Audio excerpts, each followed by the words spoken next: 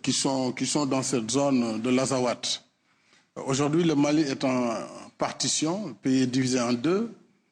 Il y a un coup d'État. Heureusement que les efforts diplomatiques de la CEDEAO, appuyés par nos amis de l'Union européenne, la France, ont permis de revenir un peu à une vie constitutionnelle normale. C'est-à-dire, un président de transition a été désigné. Il vient hier de nommer un Premier ministre qui doit former le gouvernement. Mais malheureusement, hier soir, il y a eu encore des développements avec l'arrestation de certains dignitaires, l'ancien Premier ministre Modibo Sidibé, président Soumaïla Cissé, et d'autres qui ont été arrêtés et dont nous souhaitons la libération immédiate. Il y a également que le président Amadou Toumani Touré, lui-même en ce moment, se trouve à la résidence de l'ambassade du Sénégal à Bamako. Et c'est une situation assez trouble, mais nous essayons avec le président de la CEDEAO, le président Ouattara, avec le médiateur, le président Blaise Compaoré et les autres collègues africains, de trouver une issue rapide et pacifique, d'abord sur le plan intérieur, pour que la normalité constitutionnelle revienne, et après qu'on s'occupe de la partition du Mali, puisque aujourd'hui on a un pays divisé en deux. Là aussi, je pense qu'il faut qu'on trouve les mécanismes pour que le Mali soit un et indivisible. Maintenant, comment y arriver, c'est toute la question qui est posée. Faut-il une action militaire ou une discussion, une négociation avec les Touaregs? Je pense qu'il faudrait plutôt privilégier cela. Mais ne pas négliger aujourd'hui l'arrivée d'Al-Qaïda jusque dans cette zone de l'Azawad, en Mauritanie et aux portes du Sénégal. Donc, le péril terroriste est une réalité qui touche tous les pays de l'Afrique de l'Ouest. Et aujourd'hui, le Sénégal est devenu un pays de la ligne de front. Donc, d'où la nécessité, et je l'ai dit au président Sarkozy, de nous renforcer, de renforcer notre coopération en matière d'échange d'informations sur ces questions de sécurité qui menacent la stabilité même de l'Afrique de l'Ouest. Pour la Guinée-Bissau, c'est un pays qui, malheureusement, a plongé encore dans la violence et les coups d'État, mais c'est un pays qui doit mériter le soutien de la communauté internationale.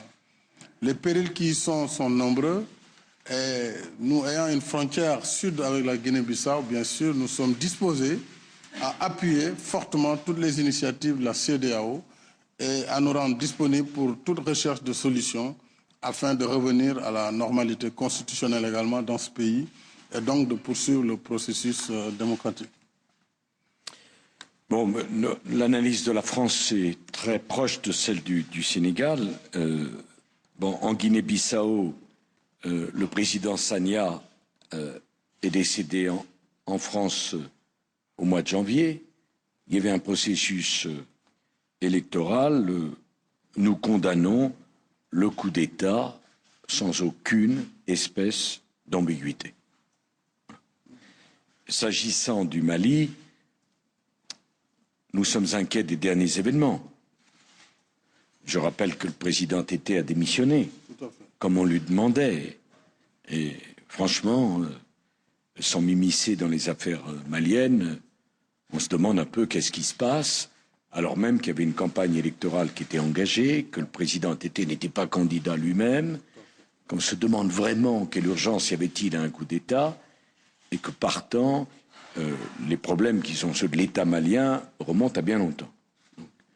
Nous, le Mali est un pays ami de la France, nous voulons les aider, nous les aiderons, mais à partir du moment où l'ordre constitutionnel sera respecté, et si les États de la région, je pense à la Mauritanie, je pense au Niger, je pense bien sûr au Mali, une fois la situation stabilisée, ou même au Sénégal, ont besoin du soutien logistique de la France, dans la lutte contre le terrorisme, la France est disponible pour les aider tout en respectant l'indépendance de ces États.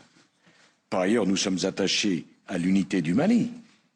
Parce que si on commence à envoyer comme signal que le Mali peut être divisé, dans la région, j'appelle à la très grande prudence. Parce que, on pourrait parler longtemps des questions des frontières, des questions des ethnies et de l'héritage malheureux d'ailleurs de la colonisation sur ce point-là précis. Ce qui ne veut pas dire qu'il n'y a pas des discussions à avoir avec les Touaregs. En tout cas, c'est un sujet de préoccupation que l'activité terroriste dans cette région du monde. Merci, mesdames et messieurs. Merci, Monsieur le Président. Monsieur le Président. Merci. C'est moi qui te remercie. Nicolas Sarkozy attendu dans le Nord maintenant, à Arras, un bastion de la gauche pour la campagne électorale. De cette conférence de presse, on retiendra 3 choses. Vous l'avez entendu, d'abord un prêt de 130 millions d'euros de la France au profit du Sénégal et puis un nouvel accord de défense signé entre Paris et Dakar. Accord de défense, on ne connaît pas encore le détail, mais les nouvelles relations de transparence nouvelles relations de coopération seront basées sur la transparence, ont insisté les 2 hommes. Et puis on retiendra aussi que le Sénégal